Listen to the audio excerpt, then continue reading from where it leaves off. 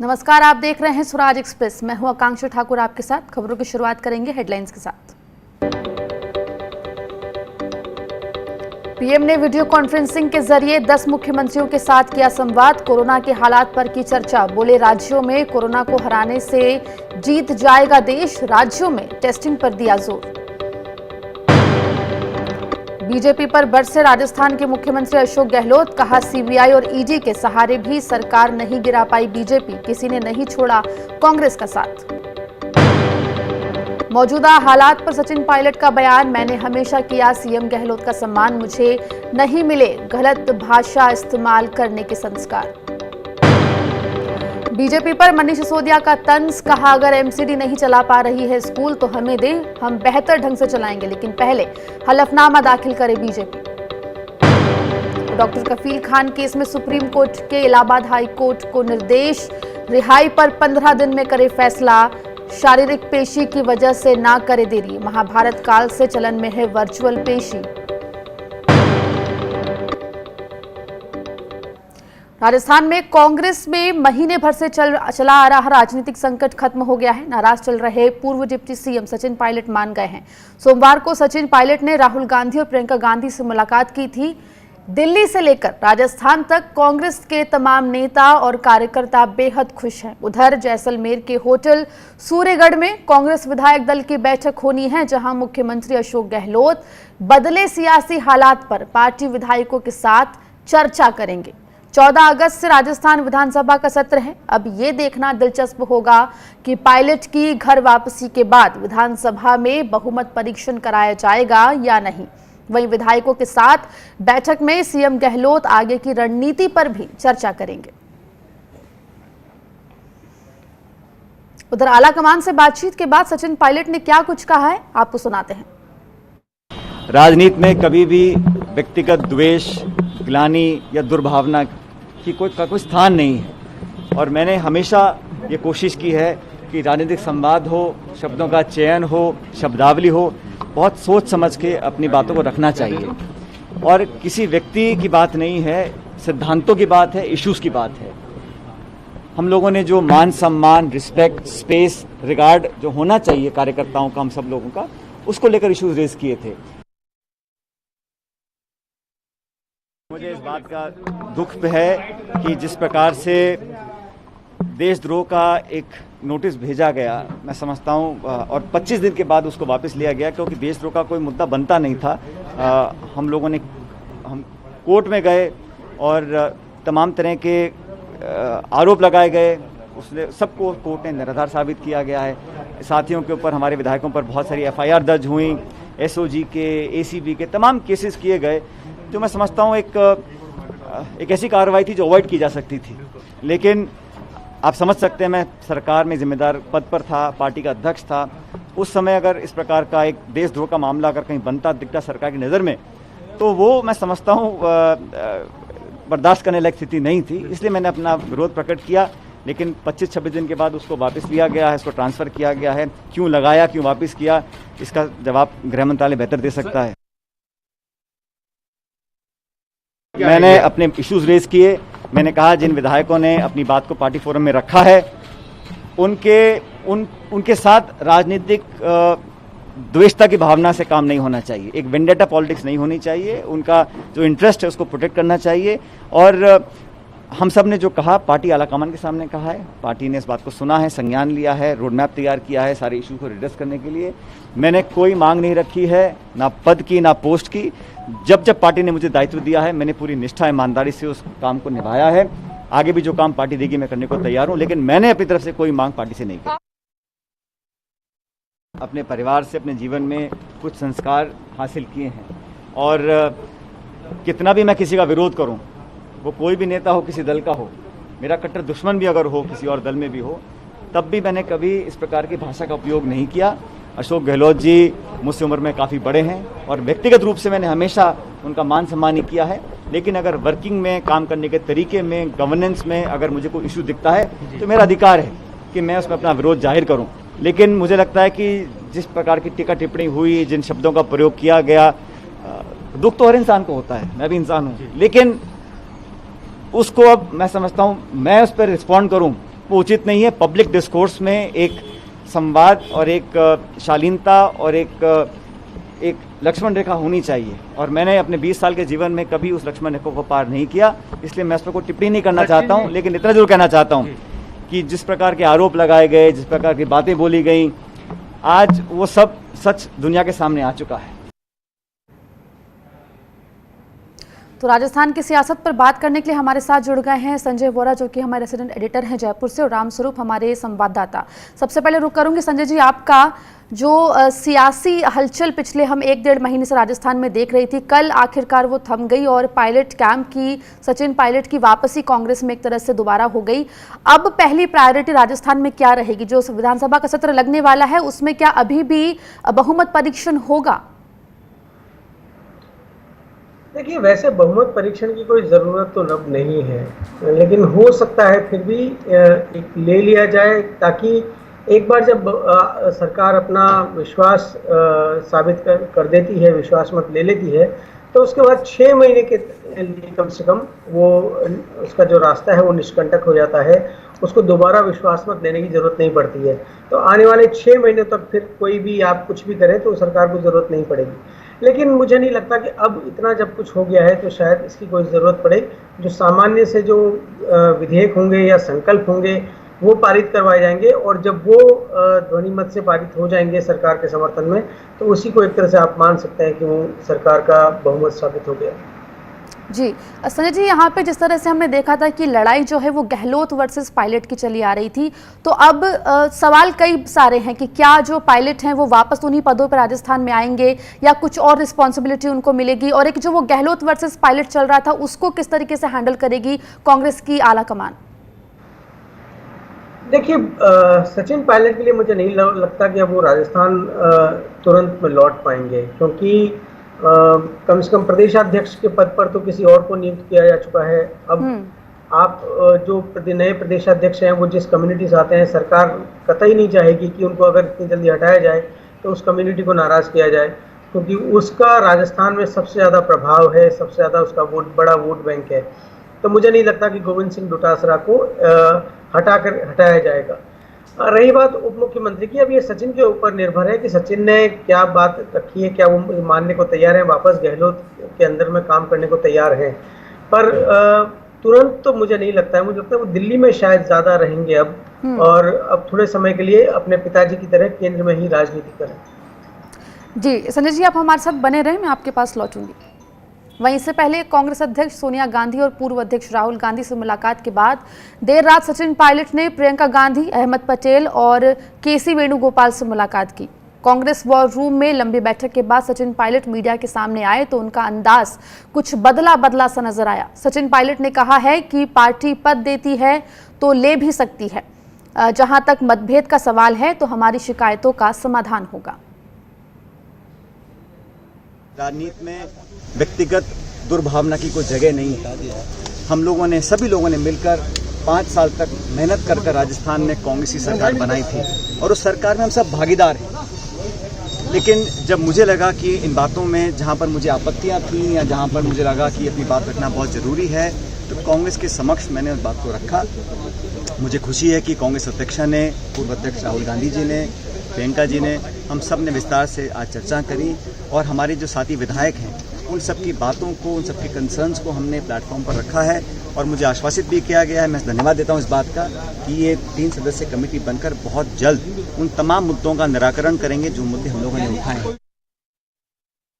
कई सारे ऐसे मुद्दे थे जिसको हम खंडित करना चाहते हैं, और मैंने जो इशू उठाया था, चाहे वो देशद्रोह का मुकदमा एसओजी वाला हो या हमें काम करने का जो तरीका था उसमें जो आपत्तियां थी, उन सब के बारे में हमने बताया। और मैंने शुरू से इस बात को कहा कि जो मुद्दे हैं वो सैद्धांतिक हैं, और मुझे लगता था कि पार्टी के हित में उन बातों को उठाना बहुत जरूरी था। Certainly, this is going to be a dead slap in the face of BJP sabotaging policies. Because of the day one onwards, BJP is behind to attack on democracy and sabotage the government of Rajasthan. Therefore, I think this is clearly a message to the BJP also. उधर कांग्रेस ने सचिन पायलट के उठाए मुद्दों पर committee का गठन किया है। इस पर अशोक गहलोत ने क्या कहा है, आइए सुनते हैं। शांति, भाईचारा सब रहेगा। सर क्या फार्मूला तय हुआ है? ये तो हाईकमान को पता है। जो आपने जो देखा आपने, सर जाहिर सी बात है, 3 लोगों की कमेटी बनी है, तो कोई उनकी ग्रीवेंसेस होगी तो वो उनको बता देंगे। पूरा जोर लगा लिया बीजेपी के नेताओं ने, पूरा षड्यंत्र किया सरकार को किसी कीमत पे गिराना, हम लोगों को किसी कीमत पे गिराना है। उस माहौल के अंदर अगर हमारे एमएलएज एक आदमी छोड़ के नहीं गए, एक आदमी, आप कल्पना कीजिए उसके बारे में हमारे दिल में क्या स्थिति होगी, आप जान सकते हो। और मैंने उनको कहा है कि आप लोगों ने इतिहास बना दिया और जब तक मैं रहूँगा जिंदा तब तक आपके अभिभावक के रूप में रहूँगा, ये मैंने उनको कहा है। और मेरा फर्ज बनता है कि एक आदमी लोभ, लालच, हॉस्टेडिंग क्या नहीं हो रहा था, डराने के धमकाने के काम हो रहे थे, एक आदमी छोड़ के नहीं जाए और इतने लंबे समय तक होटलों में रहना पड़े जिनको, उनको हम कैसे बोल सकते हैं। रामस्वरूप हमारे संवाददाता लगातार हमारे साथ जुड़े हुए हैं जयपुर से इस पूरे मामले पर बात करने के लिए। रामस्वरूप, तो पायलट की वापसी कांग्रेस में यहाँ पर हो गई है और उनके जो मुद्दे जो वो लेके गए थे, जिनको लेकर उनसे मतभेद था या जो भी उनकी नाराजगी थी, उसको लेकर कमेटी भी बनाई गई है। कौन कौन इस कमेटी में शामिल है और क्या वो मुद्दे थे जिनको लेकर पायलट लगातार नाराज रह रहे थे? साथ ही अभी ताज़ा क्या हलचल आपको राजस्थान में दिखाई दे रही है सियासी? देखिए, कमेटी बनाई गई है इतना पता है, लेकिन कमेटी में कौन कौन है ये अभी तय हुआ नहीं है। शायद केंद्रीय नेतृत्व ही तय करेगा और वो कमेटी ही जिस तरह के मांगे सचिन पायलट के द्वारा या उनके खेमे के जो विधायक हैं उनके द्वारा जो रखी गई थी, उन पर जो है बातें करेगी, विचार करेगी और कोई न कोई फैसला करेगी। और वो फैसला जो है लगता है जिस तरह से कमिटमेंट किया हुआ है सचिन पायलट का कि वो उनको वहाँ जो निर्णय होगा वो उनको मंजूर होगा। अगर राजस्थान की बात करें तो राजस्थान में उन कांग्रेस के जो बागी 19 विधायकों के अलावा जो निर्दलीय विधायक हैं, उन्होंने आज सुबह मुख्यमंत्री अशोक गहलोत ने उससे मुलाकात की थी। 3 निर्दलीय विधायक ऐसे थे जो पहले उनको कांग्रेस की संबंधित सूची से हटा दिया गया था, तो वो आज उन्होंने बाकायदा मुलाकात की है।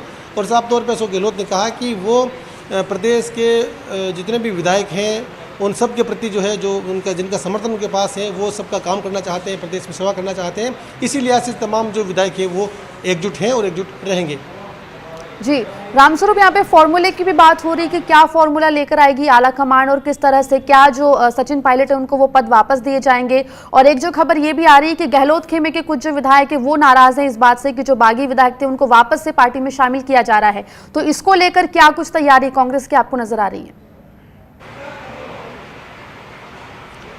देखिए, सचिन पायलट खेमे के पूरे लोगों को दोबारा इधर आ जाने के बाद में किस तरह की नाराज़गी है या नहीं है, ये अभी कहना मुश्किल है। क्यों? हालांकि 2 दिन पहले जब होटल सूर्यगढ़ में बैठक हुई थी विधायक दल की, तब वहाँ पर कई विधायकों ने, मंत्रियों ने कहा था कि जो बगावत जिन्होंने की है उनको वापस जो है अलाउ नहीं किया जाए। लेकिन क्योंकि अब केंद्रीय नेतृत्व पर वहाँ पर बातचीत हुई है, उन पर जो फैसला लिया गया वो सबको मंजूर होता है। और अशोक गहलोत ने पहले भी कहा था अगर केंद्रीय नेतृत्व कोई माफ़ करता है या कोई भी वहाँ निर्णय होता है तो वो उनको मंजूर होगा। अभी मुख्यमंत्री अशोक गहलोत दोबारा से जैसलमेर पहुंच गए हैं। वहां पर दोबारा वो आज फिर कांग्रेस के विधायक दल की बैठक लेंगे। वहां पर तमाम मंत्री होंगे, निर्दलीय विधायक भी हैं, तो वहां पर इस मुद्दे को लेकर दोबारा से बातचीत करेंगे। आज पता चलेगा कि क्या सचिन पायलट सहित जो 19 विधायक हैं उनके वापस आने से कोई नाराज़गी है या नहीं है। जो विधायक यहाँ रुके हुए थे, आज उनसे दोबारा से मुलाकात होगी और कल लगता है कि सभी जो विधायक हैं उनको जैसलमेर से वापस जयपुर लाया जाएगा। जी शुक्रिया रामस्वरूप इस तमाम जानकारी के लिए। उधर राजस्थान संकट टलने के बाद कई तरह के कयास लगाए जा रहे हैं। कहा जा रहा है कि सचिन पायलट गुट के विधायकों को एडजस्ट किया जाएगा। सूत्रों के मुताबिक कांग्रेस के पूर्व अध्यक्ष राहुल गांधी और कांग्रेस महासचिव प्रियंका गांधी ने उन्हें भरोसा दिया है कि बर्खास्त मंत्रियों की फिर से बहाली होगी। हालांकि सचिन पायलट ने राजस्थान में कोई भी पद लेने से इनकार कर दिया है। अब माना जा रहा है कि पार्टी संगठन में उन्हें कोई बड़ी जिम्मेदारी दे सकती है। वहीं सूत्रों का यह भी कहना है कि सचिन पायलट ने प्रदेश प्रभारी अविनाश पांडे को हटाने की मांग रखी है। सूत्रों के अनुसार पायलट कैंप के 3 विधायकों और मंत्री और विधायकों को राजनैतिक नियुक्तियों में समायोजित किया जा सकता है।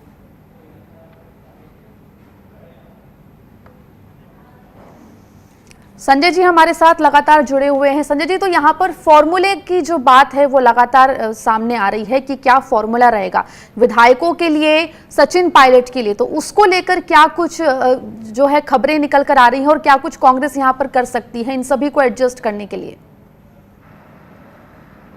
आकांक्षा, तुरंत तो मुझे नहीं लगता कुछ होगा, लेकिन हाँ, भविष्य में जब भी कैबिनेट का रिशफल होगा, हो सकता है कि 2 महीने में, 4 महीने में, 6 महीने में जब भी कैबिनेट का रिशफल हो, तो उसमें सचिन पायलट समर्थकों को 1-2 स्थान ज़्यादा मिल सकते हैं। उनके जो चाहे विभाग हैं वो उनको थोड़े महत्वपूर्ण दिए जा सकते हैं, क्योंकि मुझे नहीं लगता खुद सचिन तो यहाँ पर आएंगे, लेकिन जो विधायक हैं, अपने समर्थक जो विधायक हैं, उनको वो कोशिश कर सकते हैं कि मंत्रिमंडल में स्थान और अच्छा विभाग दिलाएं।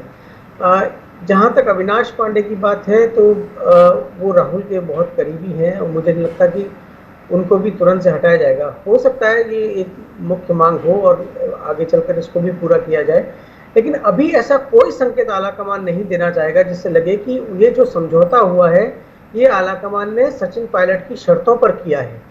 दिखाया यही जाएगा कि इन विधायकों ने खुद अपने मन से बिना किसी शर्त के वापस पार्टी में आए हैं, क्योंकि इनके पास कोई रास्ता नहीं बचा था। इसलिए ऐसे कोई संकेत नहीं दिए जाएंगे कि आलाकमान कमजोर दिखे।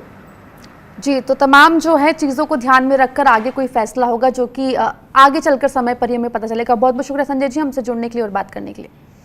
यहाँ पर वक्त एक छोटे से ब्रेक का है, फौरन लौट रहे हैं।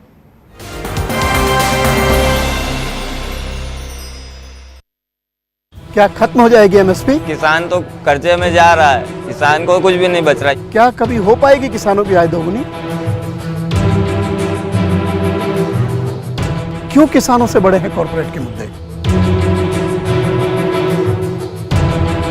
क्या कभी मिल पाएगी हमारे किसानों को भी पश्चिमी देशों के किसानों जैसी सब्सिडी? क्यों भारत में बढ़ रहे हैं अमेरिका और चीन के कृषि उत्पाद? क्यों किसान के लिए महंगा है कर्ज और कॉर्पोरेट के लिए सस्ता? क्यों कोई नहीं सुनता आवाज किसानों की? जुड़िए मेरे साथ हिंद किसान की बात स्वराज एक्सप्रेस पर। चलो इतिहास के कुछ पन्ने पलटते हैं, चलो उस दौर में कुछ दूर चलते हैं। हो बात ग्वालियर की या हो कहानी मुमताज की, बेगम नवाब की झलकियां या हो बात काले ताज की, हर तरफ पसरा यहाँ इतिहास है। यूं ही नहीं कहते सभी, मध्य प्रदेश तो कुछ खास है। वक्त के निशान।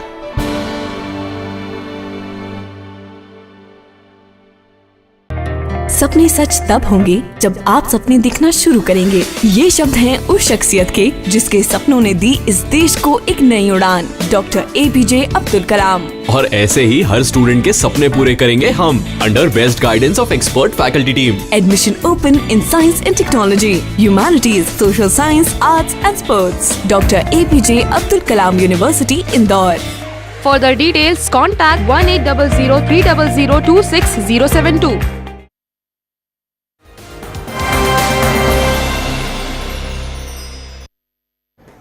राजस्थान के सियासी घमासान के बीच पायलट गुट के विधायक भंवरलाल शर्मा ने अशोक गहलोत से मुलाकात की है।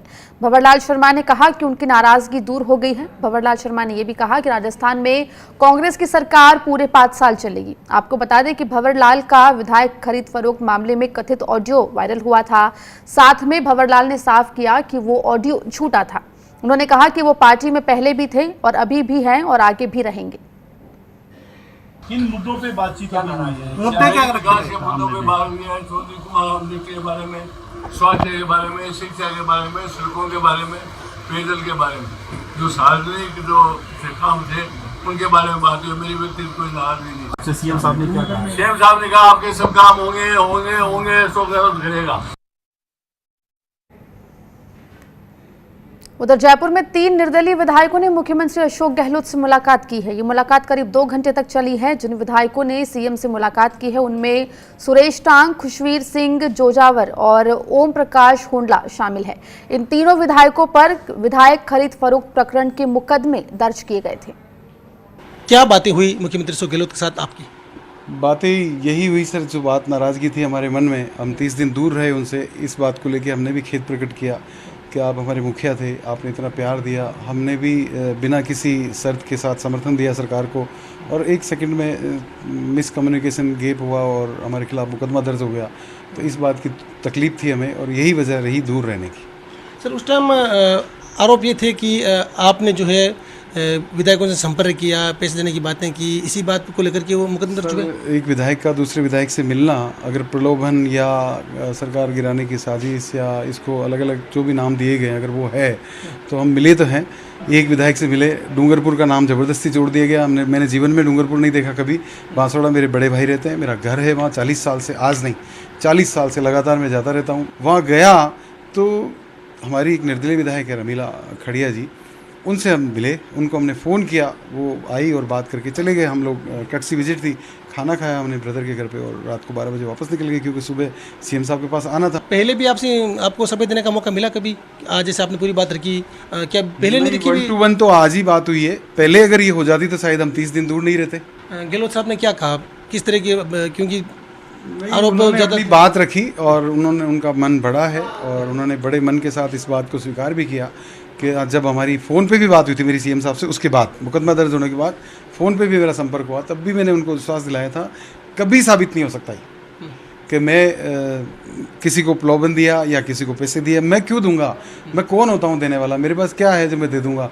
मैं तो खुद निर्दलीय विधायक हूँ। कोई बात करेगा तो मेरे से करेगा, मुझे किसी से बात करने की आवश्यकता ही नहीं। तो अब गिले शिकवे सारे दूर? हमने हमारी तरफ से जो बात कहनी थी सीएम साहब को कह दी, अब उन पर डिपेंड करता है। उन्होंने आश्वस्त तो कर दिया हुआ? आश्वस्त है, वो बड़े हैं, मुखिया हैं, राज्य के मुखिया हैं, हमारे मुखिया हैं। जितना प्यार, जितना स्नेह उन्होंने दिया है, हम कोशिश करेंगे कि वो विश्वास वापस लौटे। बिल्कुल, ये सुरेश टांग साहब हैं, किशनगढ़ से विधायक हैं निर्दलीय। उनका साफ तौर पे कहना है कि अशोक गहलोत का दिल बड़ा है। जो कुछ भी गिले शिकवे थे, जो बीच में संदेह था, आशंकाएं थी, उसी को लेकर के जो है इनको करीब 1 महीने तक दूर रहना पड़ा, लेकिन अब सारी बातें हो गई है। इनका विश्वास है कि अशोक गहलोत बड़ा दिल रख करके उन पर जिस तरह से पहले समर्थन बिना किसी स्वार्थ के, बिना किसी लालच के दिया था, उसी तरह से इनका समर्थन कांग्रेस को है और रहेगा। कैमरा पर्सन अभिजीत शर्मा के साथ रामस्वरूप, स्वराज एक्सप्रेस। जिन 3 विधायकों ने सीएम गहलोत से मुलाकात की उनमें से एक ओम प्रकाश हुडला है, जिनसे स्वराज एक्सप्रेस संवाददाता रामस्वरूप ने खास बात की है। आप पर काफ़ी गंभीर आरोप लगे थे कि जो विधायक खरीद फरोख्त प्रकरण हुआ था उसमें बोले अभी किस्तें ले ली है, लोगों को पैसे देने जा रहे हैं। ना तो हमने किसी को खरीदा ना किसी को बेचा। विधायकों को खरीद फरोख्त का काम सरकार बनाने वाले लोग कर सकते हैं। सरकार बनाने वाली प्रक्रिया में हम शामिल नहीं हैं, और हमारे खिलाफ जो मुकदमा दर्ज हुआ वो सरकार ने वापस ले लिया। हमारी पीड़ा थी कि हमारे खिलाफ मुकदमा दर्ज नहीं होना चाहिए था। इस बीच माननीय मुख्यमंत्री अशोक गहलोत जी ने, माननीय चिकित्सा मंत्री रघु शर्मा जी ने, माननीय परिवहन मंत्री प्रताप सिंह खाचरियावास ने, चीफ विप आदरणीय महेश जोशी जी ने, इन सब लोगों ने फ़ोन पर हमें संपर्क साधा। हमारी बहन ममता भूपेश जी ने, हमारे ज़िले के मंत्री आदरणीय प्रसादी लाल मीणा साहब ने, इन सब लोगों ने हम लोगों से संपर्क साधा और संपर्क साध करके वापस आने के लिए कहा। हमने एक ही बात कही कि हमारा जो मुकदमा हमारे एसओजी में हमारे खिलाफ दर्ज है वो वापस लीजिए, गलत है तो, और सही है तो हमें सज़ा मिलनी चाहिए। एसओजी वाला मुकदमा तो चलो विड्रॉ हो गया, एक तरह से एफआईआर पेश कर दी गई है, लेकिन एसीबी में मुकदमा दर्ज है आपके?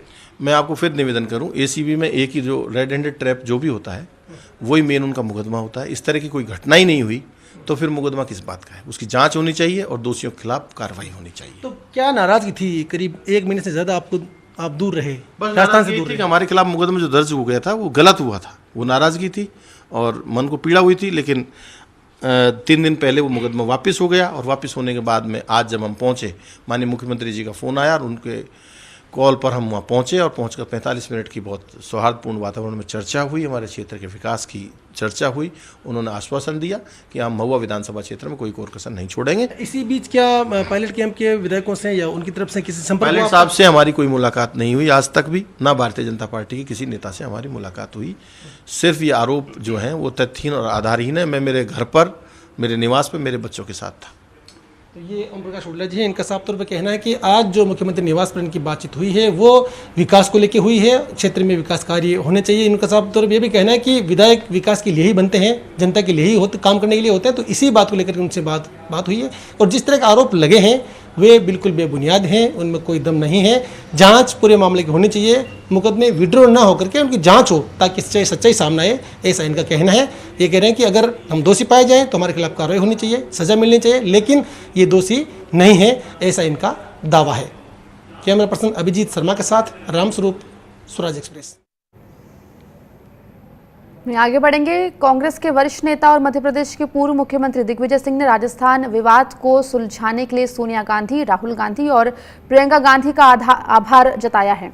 दिग्विजय सिंह ने ट्वीट किया है कि मुझे बेहद प्रसन्नता है कि आखिर में राहुल जी और प्रियंका जी के प्रयासों से राजस्थान कांग्रेस का विवाद सुलझ गया। अब सभी को मिलकर राजस्थान की जनता से किए वादों को पूरा करना चाहिए। सोनिया जी, राहुल जी, प्रियंका जी को और उन सभी को जिन्होंने इस विवाद को सुलझाने में प्रयास किया, हार्दिक बधाई और धन्यवाद। उधर जयपुर में बीजेपी विधायकों की बैठक टल गई है। ये बैठक होटल क्राउन प्लाजा में 4 बजे प्रस्तावित थी। बीजेपी ने अपने विधायकों को सूचित किया है कि अब बैठक 13 तारीख को होगी। साथ ही इस बार होटल के बजाय पार्टी दफ्तर में विधायकों की बैठक होगी, जिसके लिए सुबह 11 बजे का समय तय किया गया है। दरअसल राजस्थान का सियासी घटनाक्रम तेजी से बदला है। कांग्रेस आलाकमान से मुलाकात के बाद पायलट मान गए हैं। बीजेपी नेताओं के मुताबिक वो प्रदेश के हालात पर नजर रखे हुए हैं।